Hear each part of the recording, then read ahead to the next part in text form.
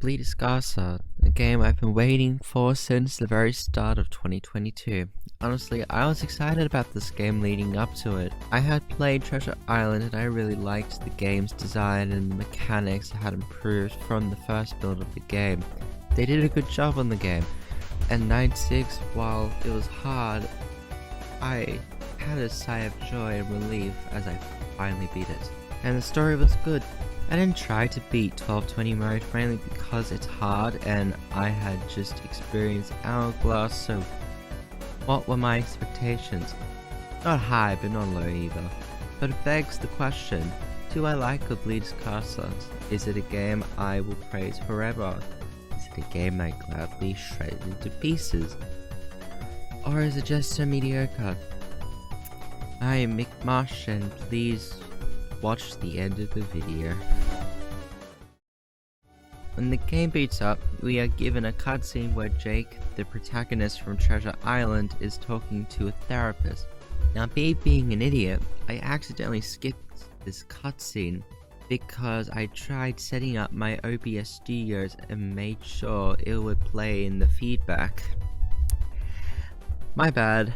Now, one thing I'm gonna do throughout this is break it down night by night to make it easier. So, anyway, night 1. So the thing I have to give the game credit for is the visuals.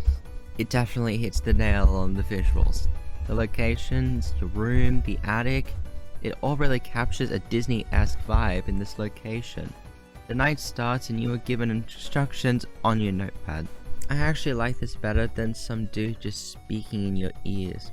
And the instructions are fairly simple, but they still tell me what I'm looking out for. So the active enemies on this night are Willy and Belial. Willy is on the cameras, but you have to lure him in the building, kinda like Springtrap in FNAF 3, but functions a lot better. If you play music in a room, Willy will go to that room. However, the further away he is from said room, he might not immediately go to that room. Honestly, Willy looks pretty good. It has a nice finalized version from the one in the demos, but also gives him a hat. And Belial appears in the notepad. She will try to draw herself on the notepad, so you have to erase her before she is able to be completed, or else she'll come into your room, whine like a spoiled baby, and create flashing lights, so it's unplayable. I actually like this mechanic. It felt natural and related to the character's designs being all inky.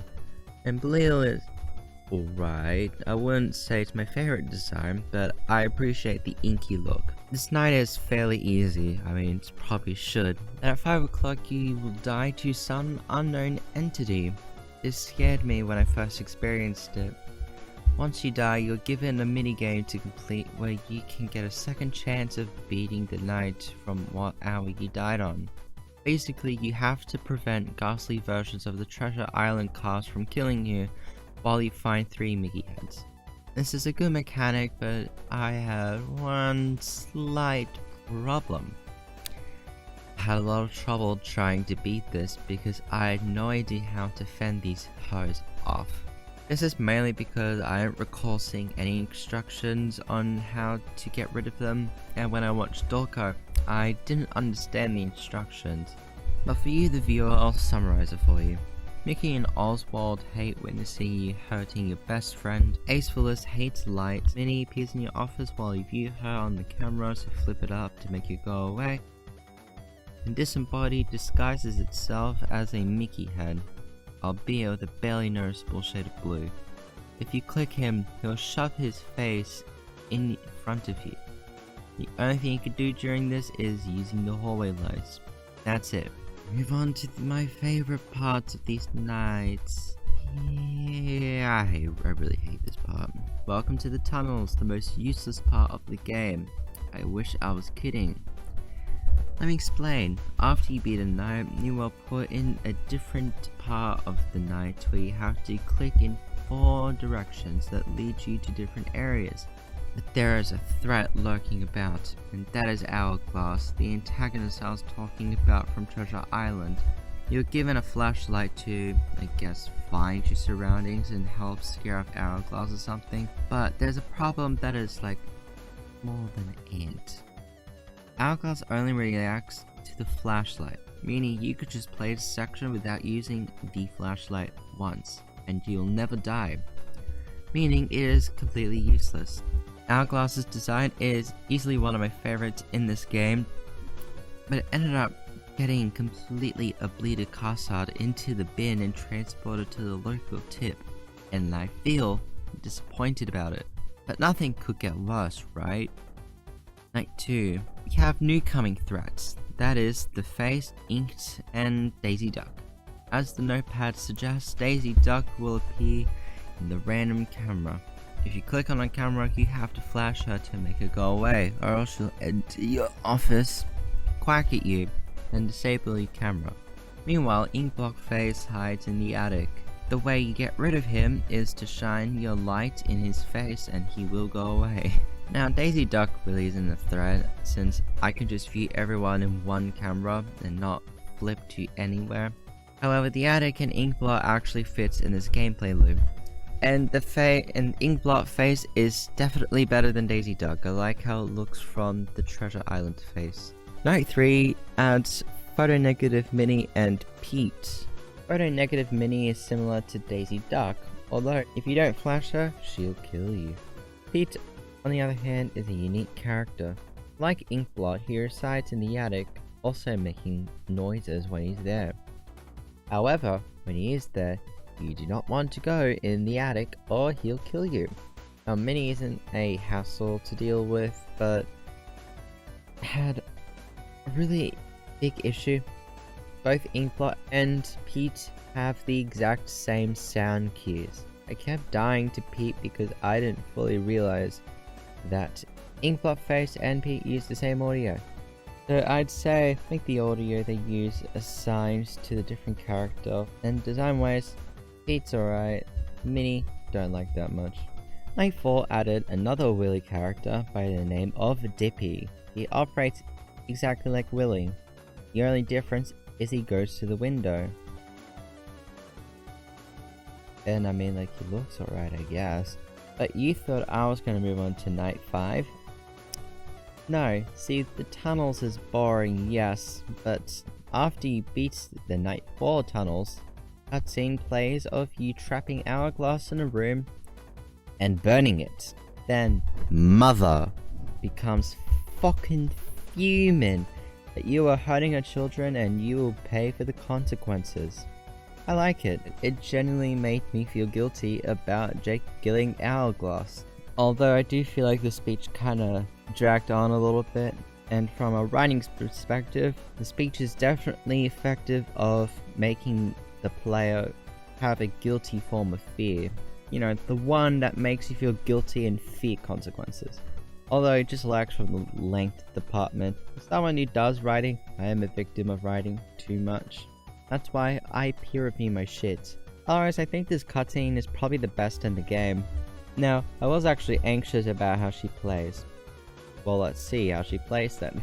Night 5 is the night you face Mother. Or in this case, Mick. Mick pretty much acts like everyone else, using the music box or flash to keep her away, but not visiting her when she's in the attic. Though, when she's on the camera she has two forms, one where she has eyes and one where she has no eyes. When she has eyes, you have to flash her to keep her at bay. When she doesn't have eyes, you have to play music in the room next to her. I actually like this concept a lot because you can't just rely on one thing in order to keep her away. And she also has her shadow form acts like Daisy, where viewing her camera will disable it for the rest of the night. The notepad is also active, although instead of Belial drawing we normally see, it's the familiar Mickey head with undrawn eyes. Now what about the attic? Well, actually, Inkblot is also active tonight, but has multiple phases instead of just one. So you have to continuously shine the light in his eyes so he can go away. Not only that, but Mick can also go in the attic. When she does, she'll make a sound to tell you that she's there and not to go in the attic. Although she will reset to Cam 1. Mick's design is actually really good. It takes on the role of familiarity but twisted. It's actually kinda cool. At 3 AM, Mick will transform into a different version of itself, and is faster. I like this transformation, but the complaint is that she moves while transforming. While he is transforming, you can't go up the attic, nor go on the camera, which isn't very ideal. Well, how difficult is it?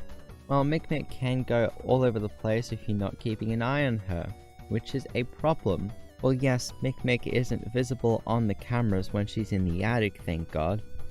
But it's more down to when you know how to stop her, to be able to keep track of her and make sure she can't reach your office in time.